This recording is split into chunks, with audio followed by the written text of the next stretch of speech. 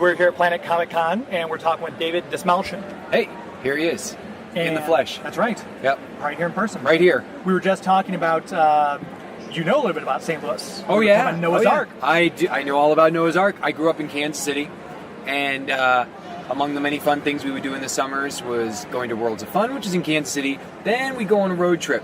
Go to a little place called Branson, Missouri, and we go to a little place called Silver Dollar City. And then if we went a little further east to a cooler, more metropolitan, hip city, you go to like St. Louis. That's a big city. And, oh man, I remember being a little kid going to the Arch, going to the zoo, Noah's Ark, going to the spaghetti factory. Yeah. I mean, all the things you did when you were a kid in your family road trip to St. Louis. I mean, can we go to Disneyland? Can we go to California? No. But that's cool. You get to go to Branson. Went to Branson. I mean, come on. Silver Dollar City, similar. Right, exactly. Very similar. Yeah. So, all the work you've done across the fandoms, I mean, it's ridiculous. I always see you pop up in this. I'm like, oh, look who it is. Thanks, man. Do you have, I know maybe you can't say, but do you have a preference because you've done both Marvel and DC? I don't have a preference between Marvel and DC. I grew up a huge comic lover.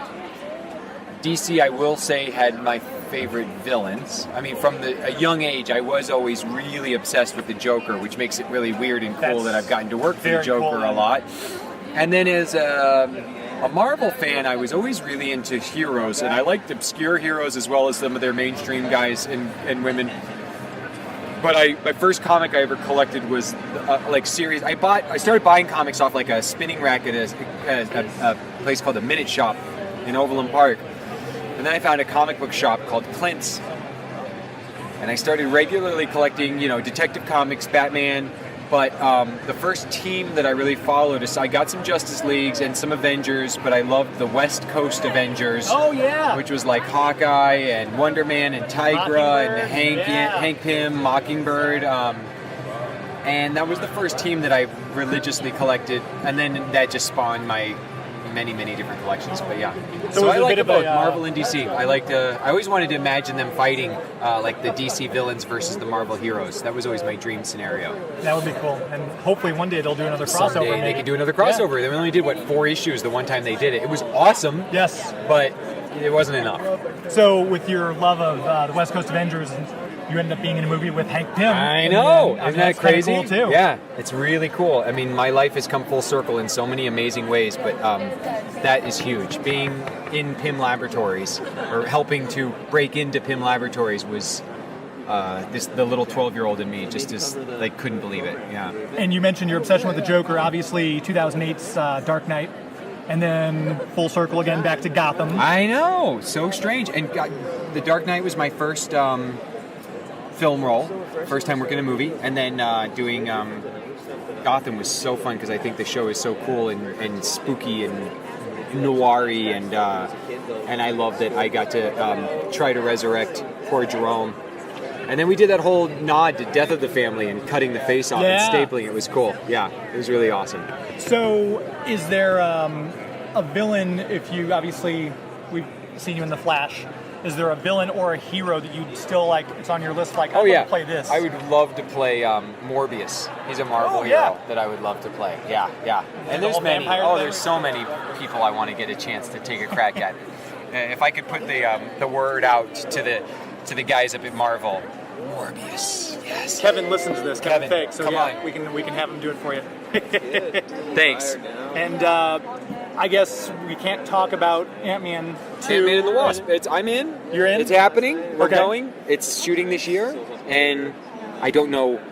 I don't know anything to like my involvement other than that I'm going to be playing in some way or another. So we'll see. Very cool. Yeah. And are we going to get a reprise of your character on a future episode of The Flash? Has that been touched on? I think that's up in the air. I think that depends on the response, by the fans, and it's so far been really positive. So hopefully, people get what they want.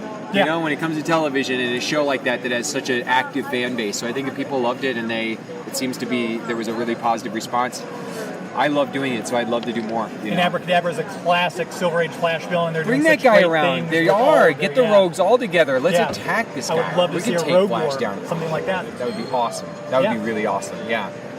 So, David, thanks very much for speaking with us, and thanks, we look guys. forward to seeing you the rest of the con. Thanks, St. Louis. Thank you. Take care. Nice chatting with you guys.